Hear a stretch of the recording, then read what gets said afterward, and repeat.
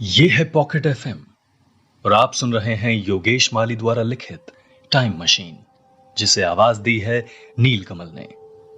तो चलिए कहानी को आगे बढ़ाते हैं।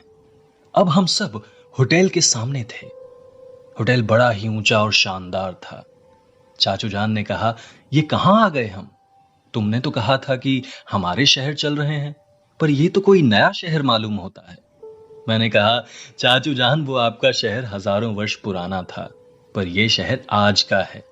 मैंने कहा, अंदर चलो, पर सभी पीछे हट गए। मैंने कहा, क्या हुआ? तो सबने कहा, इतनी ऊंची इमारत है, कहीं गिर गई तो? मैंने कहा, कुछ नहीं होगा, और उनका हाथ पकड़कर खींचते हुए उन्हें अंदर ले गया। हम अपने कमरे में गए और वहां की खिड़की खोली। सामने ही पिरामिड नजर आ रहा था। हुस्ना ने कहा, वो रहा पिरामिड, पर हमारे समय में जो पिरामिड थे वो अभी भी वैसे ही हैं। मैंने कहा, हाँ। मैंने कहा, चलो अब देर ना करो। हम सभी ने कुछ खाया और निकल पड़े पिरामिड की ओर। पिरामिड के पास पहुंचते ही हुस्ना ने कहा, राजमहल कहां गया? मैंने कहा, समय के अनुसार नहीं रहा, पर पिरामिड और खजाना अभी भी होगा। मैंने देखा चारों ओर टूरिस्ट घूम रहे थे। सभी पिरामिड की ओर लोग आ जा रहे थे, पर एक पिरामिड की ओर कोई नहीं जा रहा था। ये वही पिरामिड था जिसमें सुल्ताना मेरी बलि देना चाहती थी। अब मंजिल हमारे सामने थी, बस अंदर जाना था। हम आगे बढ़े कि सिक्योरिटी गार्ड ने हमें रोका। उसने कहा, आप यहां नहीं आ सकते, यहां अजीबोगरीब खतरे हैं, आप अन्य पिरामिड को देख सकते हैं। हमने कहा, क्या हम इसे दूर से देख सकते हैं? उसने कहा, हाँ देखो, पर खबरदार आगे गए तो तुम्हारे लिए ठीक नहीं होगा। मैंने पूछा, क्यों? गार्ड ने कहा, मैं जब भी इसके पास जाता हूं बहुत ही भयंकर आवाज आती है इसमें से। मैंने ही नहीं, सबने सुनी है, इसलिए इसके पास जाना मना है। अच्छा है कि इसमें कोई दरवाजा नहीं है। हमने शुक्रिया कहा और वहां से दूर जाकर खड़े हो गए। मैंने हुस्ना से पूछा कि उस काले पिरामिड का राज क्या है उसके अंदर जो आज भी लोगों को भयभीत करता है? हुस्ना ने कहा, उसके अंदर खजाना तो बहुत है, पर सुल्ताना के अलावा कोई भी उसमें गया तो सिर्फ मौत मिलती है। मैंने कहा, उसके अंदर जाने का रास्ता है कहां? हुस्ना ने कहा, सुल्ताना वहां अकेले जाया करती थी, इसलिए वो द्वार कैसे खोलती थी ये नहीं पता, पर ये पता है कि वो वहां नीचे जरूर कुछ करती थी। मैंने चाचू जान से कहा, अभी हमें जाना चाहिए, रात के समय आएंगे। हम वहां से होटल लौट गए। मैंने अभी तक वो नक्शा नहीं देखा था। सबसे पहले मैंने वो नक्शा बैग से निकाला। मैंने उस नक्शे को खोलकर देखा तो पिरामिड के दरवाजे को खोलने का राज पता लगा। मैंने देखा कि पिरामिड के अंदर भी बहुत राज छुपा है। मैंने देखा कि पिरामिड के अंदर बहुत से खतरनाक ठिकानों से होकर गुजरना होगा। मैं नक्शे को देखकर भयभीत हो गया। मुझे ये समझ में नहीं आ रहा था कि पिरामिड तो यहाँ कुछ ही क्षेत्र में है, पर इसके अंदर इतनी जगह कैसे है? मेरी समझ के परे था ये सब। मैंने उसे मोड़कर अंदर रखा। अब मैं रात होने का इंतजार करने लगा।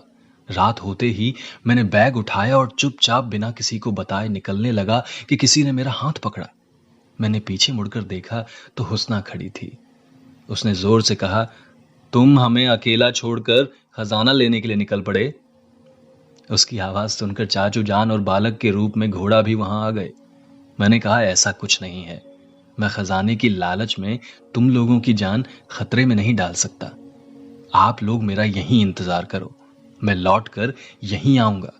अगर मैं लौटकर नहीं आया तो समझ लेना कि अब मैं नहीं रहा, पर आ गया तो हम सब मजे करेंगे। सभी को समझाकर मैं वहां से निकल गया। जहां तक रास्ता था वहां तक उजाला था। जैसे ही रास्ता समाप्त हुआ कि सामने ही पिरामिड दिखाई देने लगा। रात के अंधेरे में चांद की चांदनी छन छन कर बिखर रही थी। दिन में जो पिरामिड मटमैला दिखाई पड़ता था वो रात में चांद की रोशनी में चमक रहा था।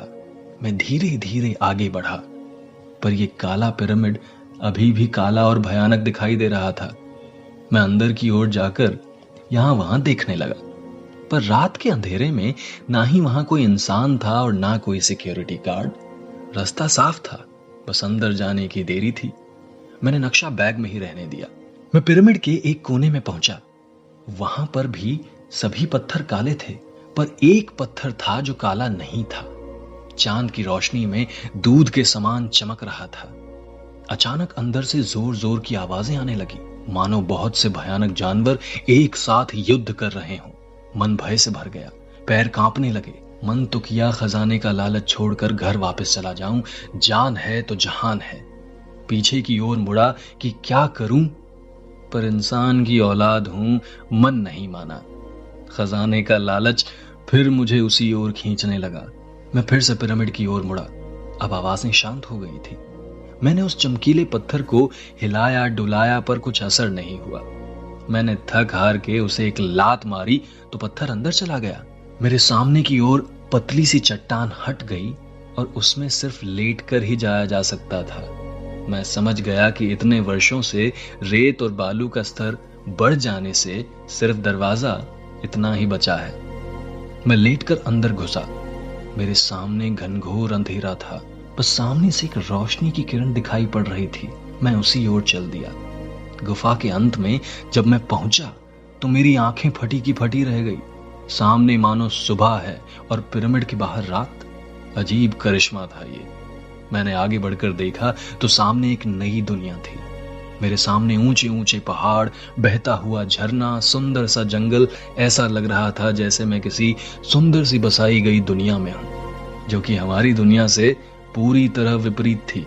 कुछ ही क्षेत्र में फैले इस पिरामिड के अंदर इतनी बड़ी अलग दुनिया, ये मेरे लिए एक अजूबा था। उसी समय वही आवाज फिर से आने लगी और मैं एक पत्थर के पीछे छुप गया। और आगे हुआ क्या, ये जानने के लिए सुनते रहिए पॉकेट एफएम और सब्सक्राइब कीजिए टाइम मशीन को। ये है पॉकेट एफएम और आप सुन रहे हैं योगेश माली द्वारा लिखित टाइम मशीन, जिसे आवाज दी है नीलकमल ने। तो आइए कहानी को आगे बढ़ाते हैं। मैं पत्थर के पीछे छिपकर के बैठा हुआ था। तभी सामने से उठती हुई धूल का पहाड़ मेरी ओर आ रहा था। जैसे जैसे वो करीब आ रहा था, वो आवाजें बढ़ती चली जा रही थी। मेरा मन भय से कांपने लगा। मैंने अपने आप को अच्छी तरह से छुपा रखा था। अब धूल मिट्टी हटने लगी थी। अब सामने दिख रहा था एक बहुत ही भयानक दृश्य। बहुत से भयानक प्राणी जिन्हें मैंने कभी देखा नहीं था, चाचू जान के मुंह से सिर्फ सुना था, आज अपनी आंखों से देख रहा था।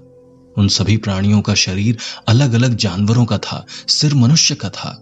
सभी जानवर इतने भयावह और क्रूर दिखाई पड़ रहे थे, मानो जो इनके हाथ लगे उसे कच्चा चबा जाएंगे। सब एक साथ ऐसे दौड़ लगा रहे थे जैसे उनमें हार जीत लगी हो। उसी समय एक जानवर एक बड़े से चट्टान से टकराया कि चट्टान के टुकड़े टुकड़े हो गए। इतना तो साफ नजर आ रहा था कि मेरी मौत मुझे यहां खींच कर लाई है। उनमें से किसी जानवर की नजर मुझ पर नहीं पड़ी और वो दौड़ते हुए आगे निकल गया। जैसे ही वो थोड़ा आगे निकले, मैं उस रास्ते से हटकर जंगल में घुस गया। समझ में नहीं आ रहा था कि ये कैसी दुनिया है। पिरामिड के बाहर मरुस्थल और भीतर हरी भरी विचित्र दुनिया। जंगल में चारों ओर हरे भरे पेड़ थे। मैं जंगल के अंदर की ओर घुसता चला जा रहा था, पर मुझे ऐसा लग रहा था जैसे कोई मेरा पीछा कर रहा है। मैं डर कर पीछे मुड़ा तो कोई नहीं था। मन थोड़ा शांत हुआ कि अचानक ऊपर से किसी ने मुझे उठा लिया। ऐसा लगा मानो दो काले काले मजबूत हाथों ने मुझे पकड़ रखा था। उन हाथों ने मुझे जोर से ऊपर उछाल दिया कि मैं हवा में ही था कि किसी दूसरे हाथ ने मुझे पकड़ के उछाल दिया। मुझे अब एक पेड़ से दूसरे पेड़ पर फेंका जा रहा था और पकड़ा जा रहा था मानो मैं कोई गेंद हूं। तभी अचानक एक भयानक आवाज नीचे से आई। मुझे फेंकना बंद कर दिया गया था, पर मैं हवा में लटका हुआ था। मैंने नीचे देखा तो होश उड़ गए। नीचे वही भयानक जानवर जिसका सर इंसान का था और उस पर बैठा व्यक्ति जिसका शरीर तो इंसान का था पर सिर भैंसे का था। उसके हाथों में था एक बड़ा सा भाला। उसने बस भाला ऊपर किया और मेरे पीछे लटके हुए बैग को अपने भाले में फंसा लिया। बैग के साथ साथ मैं भी भाले में लटका हुआ था। डर के मारे चीखने चिल्लाने लगा। मुझे भाले से लटका देखकर और मेरी आवाज सुनकर बहुत से आधे नर सैनिक अपने अपने जानवरों पर सवार होकर आ गए। मैंने मन में सोचा, अगर उस दिन नहीं भागा होता तो मैं भी ऐसे ही घोड़े का सिर लगाए घूमता। पर क्या लाभ हुआ भागकर, फिर उसी मुसीबत में पड़ गया। अब जान भी बचेगी या नहीं कुछ पता नहीं। तभी मुझे वो भाले से लटकाए दौड़ पड़ा। मैं आंखें बंद कर चिल्लाता रहा। वो मुझे लेकर जंगलों से होते हुए नदी के किनारे दौड़ने लगा। मुझे समझ नहीं आ रहा था कि ये लोग कहां ले जा रहे हैं मुझे कच्चा खाएंगे या थोड़ा पकाकर खाएंगे। देखते ही देखते मुझे वो लोग ऊंचे टीले पर लेकर पहुंचे। मुझे वहां से साफ दिखाई दे रहा था, सामने था एक सुंदर सा बड़ा बागीचा और तरह तरह के झाड़। उनके बीचों बीच था एक सुंदर सा भवन। अचानक सभी जानवर और सभी सवार वहीं रुक गए। मुझे उस भाले से नीचे उतारा। मैं डर कर कांप रहा था और वहां सभी जानवर और सवार मुझे घेरे हुए खड़े थे। मुझे भय से कांपते हुए जब उन्होंने देखा तो जोर जोर से हंसने लगे। तभी उनके बीच से एक 12 सिंघा पर बैठा एक सवार मेरे सामने आया। उसका शरीर बड़ा ही कोमल और सिर 12 सिंघा का था। पर जब नजर उस जानवर पर पड़ी जिस पे वो सवार था तो मेरी आंखों से आंसू की धारा बहने लगी। वो भी मेरे पास आकर रोने लगा। ये वही बालक था जिसे मैंने पहली बार पतंग बनाकर दी थी और उसी के हाथों से उड़वाया था। उसने मुझसे कहा, कितनी देर कर दी उमर यहां आने में। मैंने कहा, ये सब कैसे हुआ? उसने कहा, उमर तुम्हारे चले जाने के बाद सुल्ताना बहुत क्रूर हो गई थी। उसने गांव के गांव नष्ट कर दिए, यहां तक कि गांव के किसी भी पुरुष या बालक को नहीं छोड़ा। उसने सभी को ऐसे जानवर में तब्दील कर दिया और इसी तरह वो अपने उम्र को बढ़ाती गई। जैसे जैसे संसार बदलता गया वैसे वैसे उसकी ताकत बढ़ती गई। आज भी वो जीवित है, इसी महल में रहती है और आज भी दुनिया से छिपे हुए है। एक तुम ही हो जो सबसे चतुर थे और उसके हाथों से बच निकले। पर हमें ये नहीं समझ में आ रहा कि तुम अभी भी हजारों वर्षों से जीवित कैसे हो। मैंने कहा, मैं आज का ही मानव था जो कि एक यंत्र की सहायता से भूतकाल में गया था, पर अब लौट कर आया हूं। मैंने उससे पूछा कि आज भी वो सुल्ताना जीवित कैसे है। उसने कहा, उसने हजारों लोगों को मारकर उनकी आयु छीन ली थी, इसीलिए वो जीवित है, पर अब उसकी आयु समाप्त होने वाली है। उसे एक युवक की जरूरत है। तुम यहां से भाग जाओ, हम तुम्हें बाहर तक छोड़ आएंगे। मैंने कहा, ठीक है, पहले ये बताओ कि तुम लोगों को इस जीवन से मुक्ति कैसे मिलेगी। उसने कहा, यह बहुत कठिन है। इसके लिए तुम्हें सुल्ताना को उसी गुफा में मारना होगा जहां वो हमें मारती थी। वहां से बहकर एक नदी निकलती है जो यहां तक बह रही है। तुम्हें उसका खून उस नदी में बहाना होगा, जिससे नदी का पानी पीते ही हम सभी इस नरक से छुटकारा पालेंगे। इस पिरामिड में जो दुनिया है वो समाप्त हो जाएगी, फिर ये साधारण सा पिरामिड ही होगा। मैंने कहा, सुना है कि यहाँ बहुत सा खजाना है, क्या तुम्हें पता है कि वो कहाँ है? उसी गुफा के अंदर शैतान की एक मूर्ति है जो कि सोने और हीरे से बने गहनों से लदी हुई है। मैंने कहा, ठीक है, मुझे उस सुल्ताना तक पहुंचाने का प्रबंध करो, मैं तैयार हूं।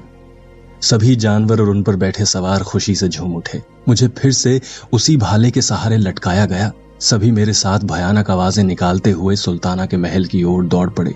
वहां पर खड़े पहरेदार भी आधे इंसान और आधे जानवर थे। सभी मुझे महल के अंदर ले गए। महल के अंदर का नजारा बहुत ही सुंदर था। चारों तरफ सोने की दीवारें और सोने के खंबे थे, जिसमें जगह जगह हीरे जड़े हुए थे।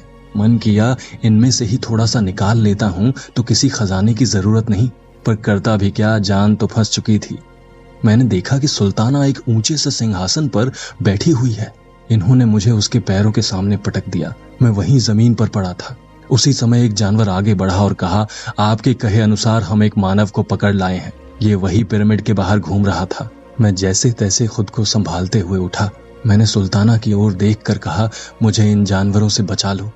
सुल्ताना मुझे देखते ही खड़ी हो गई और चौंक कर कहा, उमर, तुम और यहाँ, ये कैसे हो सकता है? तुम तो हजारों वर्ष पूर्व भी भाग गए थे मुझे चकमा देकर। मैंने तुम्हारा पीछा भी किया, पर न जाने तुम कहाँ छुप गए थे। कितने दिनों तक मैंने तुम्हारी खोजबीन करवाई, पर तुम नहीं मिले। मैंने कहा, कौन उमर? मैं उसे नहीं जानता। मैं तो तुम्हें भी पहली बार देख रहा हूँ। सुल्ताना क्रोध से लाल हो रही थी। उसका चेहरा और आंखें आग के समान जल रहा था।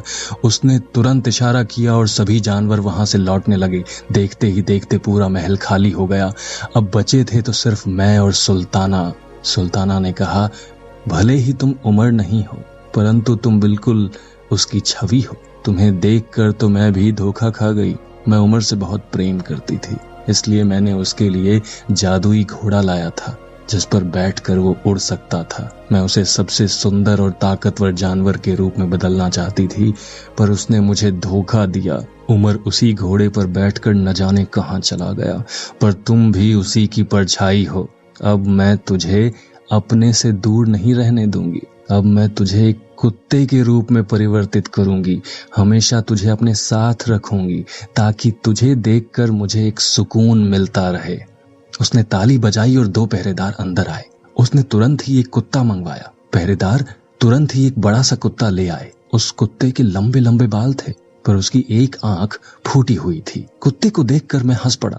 सुल्ताना ने कहा, जान निकलने वाली है और तुम्हें हंसी आ रही है। मैंने जानबूझकर ये एक आंख से अंधे कुत्ते को मंगवाया जिससे तुम हमेशा एक आंख से देखो, और वो भी मुझे। एक पहरेदार ने मुझे पकड़ा और दूसरे ने उस कुत्ते को। हमें घसीटते हुए सुल्ताना उस गुफा में ले गई।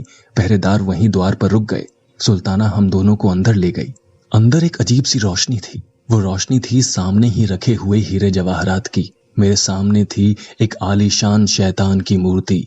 सुल्ताना ने कुछ मंत्र फूंका और हाथों में ली एक बड़ी सी तलवार। सुल्ताना ने कहा, इस कुत्ते के साथ यहाँ बैठ जाओ और गर्दन झुका लो। मुझे तो लगा जैसे अभी मेरी जान गई। मैं सुल्ताना के सामने मुंह करके बैठ गया। सुल्ताना ने कहा, ऐसे नहीं, मूर्ति के सामने अपना सिर रखो। मैंने सिर घुमाकर कुत्ते के सामने रख दिया।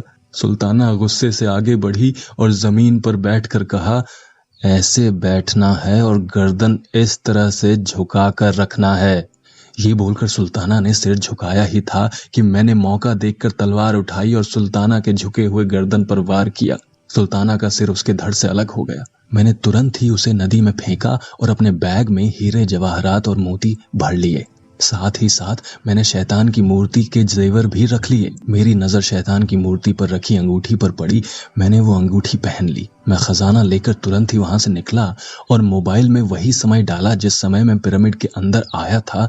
मैंने जगह उसी होटल का डाला जहां चाचू जान और हुस्ना मेरा इंतजार कर रहे थे। बटन दबाते ही रोशनी हुई। मैं तुरंत ही रोशनी के दीवार को पार करके होटल पहुंच गया। उसी समय पिरामिड के अंदर सभी जानवर और सवार नदी का पानी पीकर मुक्त हो गए। साथ ही साथ वहां की जादुई दुनिया नष्ट हो गई। अब मैं अपने होटल के कमरे में था। मुझे खजाने के साथ देखकर चाचू जान, हुस्ना और वो जादुई घोड़ा जो बच्चे के रूप में था बहुत खुश हुए। मैंने मोबाइल के अंदर फिर से अपने घर का पता डाला और समय डाला। झट से मैंने मोबाइल बटन दबाया कि सामने रोशनी की दीवार थी। हम सभी ने उसमें प्रवेश किया और मेरे घर पहुंच गए। हम सभी ने घर पहुंचकर खजाने को बराबर हिस्से में बांटा। मैंने चाचू जान को यहाँ की भाषा सिखाई और बड़ा व्यापार खोल कर दिया। मैंने हुस्ना से विवाह कर लिया और जादुई घोड़ा एक बच्चे का रूप धारण करके हमारे साथ ही रहने लगा।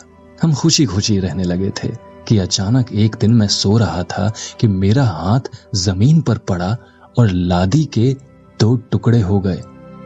मैं चौंक कर उठ गया। देखा तो वो शैतान की मूर्ति से ली हुई अंगूठी बहुत ही ज्यादा चमक रही थी। और आगे हुआ क्या, ये जानने के लिए सुनते रहिए पॉकेट एफएम और सब्सक्राइब कीजिए टाइम मशीन को।